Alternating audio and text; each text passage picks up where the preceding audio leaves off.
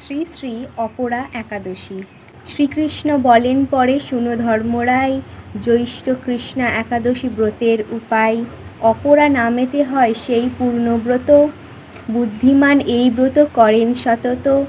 অপার সংসার হতে উদ্ধার কারণে, এই ব্রত প্রচারিত হয় ত্রিভুবনে। মহাপাপী পালে যদি অপরা বাসর, মুক্তি পেয়ে যায় সেই গোলক নগর।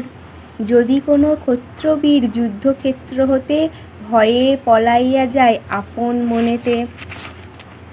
নরকে তাহার গতি শাস্ত্রের বারতা, পরকালে পায় সেই শূদ্র মাতা পিতা।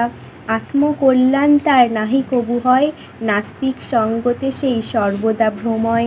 যুদ্ধ পলায়িত ক্ষত্র যদি কোনো মতে, অপরা একাদশী পালনে ভক্তিতে। অবশ্যই যান তিনি স্বর্গের মাঝারে, দেবগণ সহ কতকাল বাস করে। মাতা পিতা গুরু নিন্দা করে যেই জন, অবশ্য গতি তার নরক ভবন। যদি ভুল বসে এই একাদশী পালে, বৈকুণ্ঠ নগরে যায় অনায়াসে চলে। বদ্রিকা আশ্রমে যদি করেন বসতি, মহান সুকৃতি লভে শাস্ত্রের ভারতী। তাহার অধিক পূর্ণ জানিবে নিশ্চয়, একাদশী ব্রত ফলে সমাগত হয়। সূর্যগ্রহণের কালে কুরুক্ষেত্র পড়ে, স্নান করি যেই জন পূর্ণ দান করে। তাহার সমান ফল অপরা ব্রতেতে, গোদানে সেই ফল জানো ভালো মতে। অপরা ব্রতের কথা শুনে যেই জন, সিংহ সম হয় সেই শাস্ত্রের বচন। পাপরূপী মৃগ তারে দর্শন করি, সত্বর পলায় দূরে আপদ বিচারি।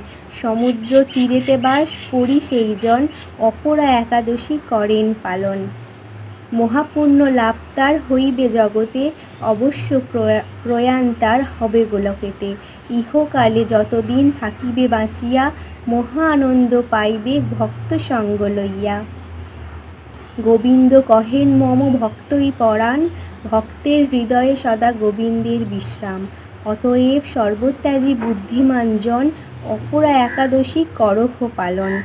ইহাতে উপবাসী থাকিবে যতনে, সহান্নে ফলাহার করি ভক্তি মনে।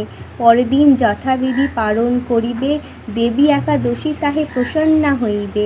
একাদশী ব্রতকথা অমৃত সমান, কবি ধনপতি বলে শূন্য পুণ্যবান। ইতি অপরা একাদশী। হরে কৃষ্ণ, হরি বল।